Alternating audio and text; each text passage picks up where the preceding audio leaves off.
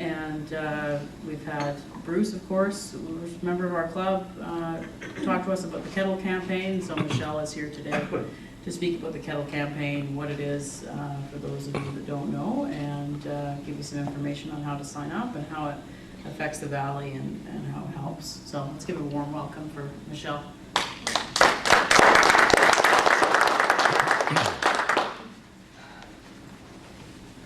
Well, good afternoon, I should say.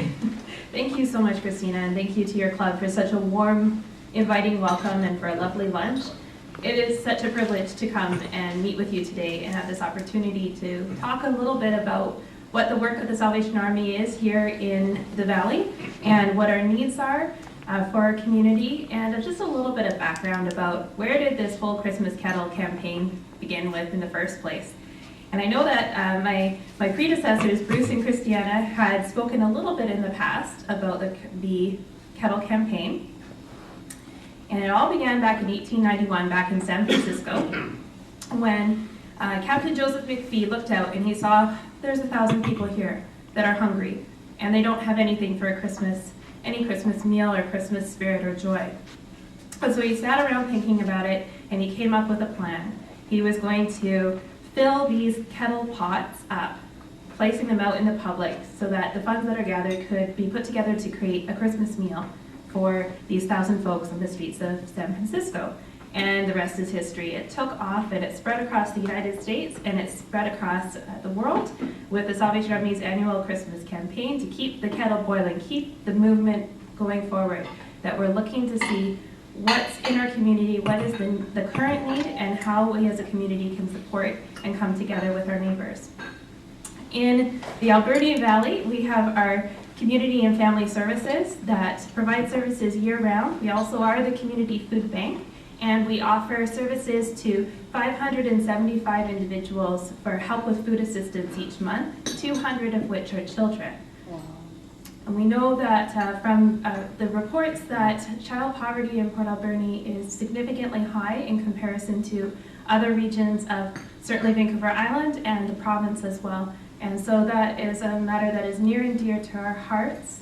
We have had children that have come to the food bank, aside from their families, and have come in and said, look, we really just need some help. Can you please help us? And so we've been looking particularly over the past year, how can we reach out to children in particular? And we were able to start a summer program that would complement the Read and Feed programs with NeighborLink and would complement the Breakfast Club that runs through the high school and would complement the services we're able to provide with hampers to ADSS and to VAS throughout the year for students. And we offered a breakfast and a lunch program through the summer months. So all to say that the funds that are gathered through our Christmas Kettle campaign, they certainly do help us at Christmas with our Christmas assistance, where we offer either a turkey dinner and all the fixings and a few extras as a food hamper, or we offer toys for children and families so that they have some toys to unwrap. But there's so much more. There's such a greater need, and the funds that are raised stay 100% in the Valley, and they go to support us 100% throughout the remaining year, with programs like the school hampers on a monthly basis, with programs like the breakfast and lunch club in the summer months as well, and many other opportunities to help with clothing and with furniture items. On a case-to-case basis, we do help with utilities and if anyone's having a struggle in that way. We also help with hygiene, and we offer community workshops that offer some training and job skills as well. So there's a lot that goes into it.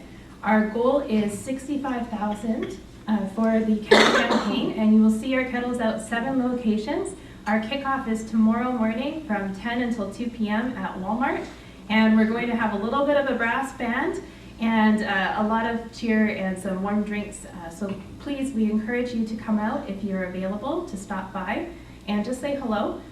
We are looking actively for volunteers. We have a kettle coordinator this year whose name is Don B, and he's a great guy, and he has a big heart and is just waiting to hear from folks. So if you have some time to take on a 2-hour shift, or to buddy up with another Rotarian member, or to come together with your family, it's a great opportunity just to be out in the community. And it's surprising how many of our neighbors that we do meet as we're standing on a kettle shift. and being able to share with some folks that there's a reason that we're doing this. We're doing this to be part of our community, but we're doing it also to be able to serve throughout the remainder of the coming year. Another area that we're looking for some help in is with our Adopt-A Family, which is an opportunity to take on a family and purchase everything for a Christmas dinner and also gifts for the children. And we do have price points that we recommend. And certainly if individuals or organizations are able to move beyond those price points, then we look at it as an opportunity. Why not take on 2 families or 3 families? We do that, and we also do our Adopt a Hamper, which is a little bit less personal of an approach.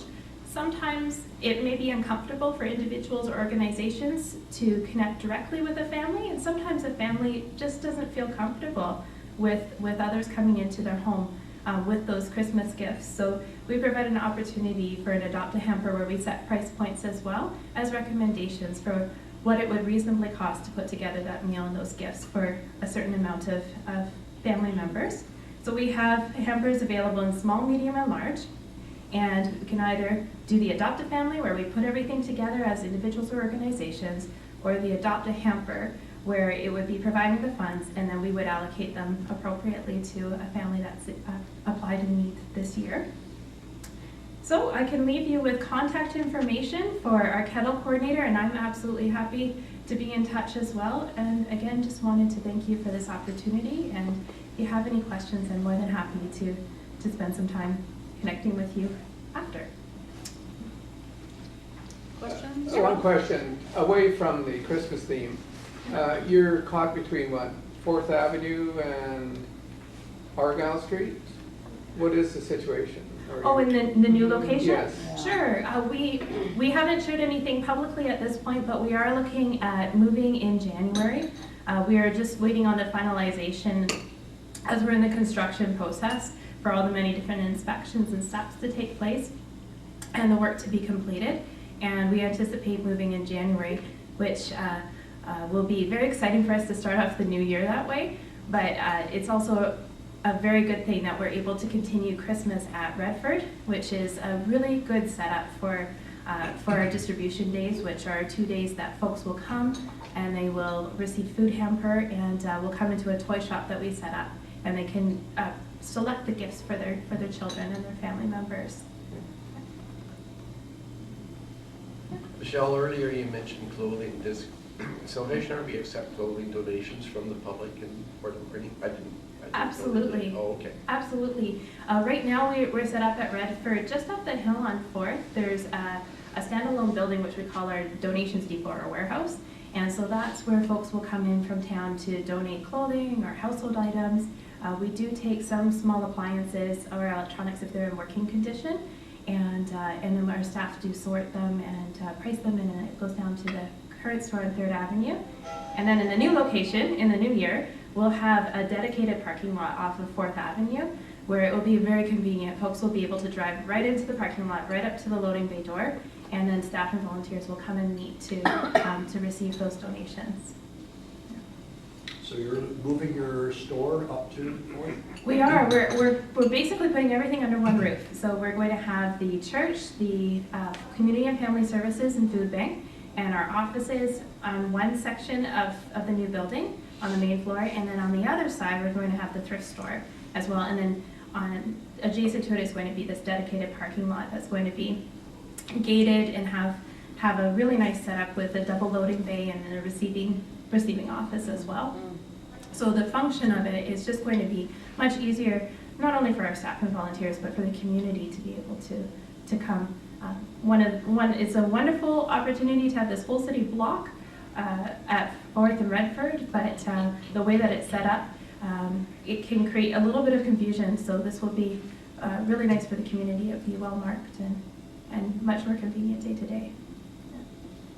Michelle, with the Christmas hampers, our office has usually done one over the years at this time, and we've done different sizes, and we've dropped it off ourselves on one occasion.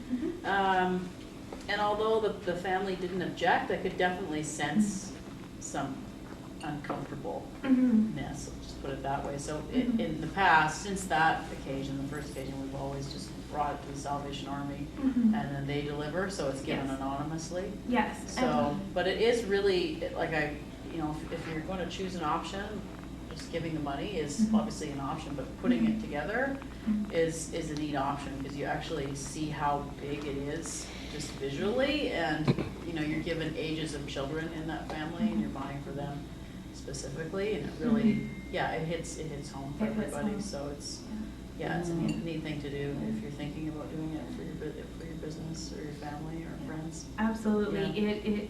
It can be very comfortable when you go into a home. Some families just say, "Come on in. We're so glad you're here.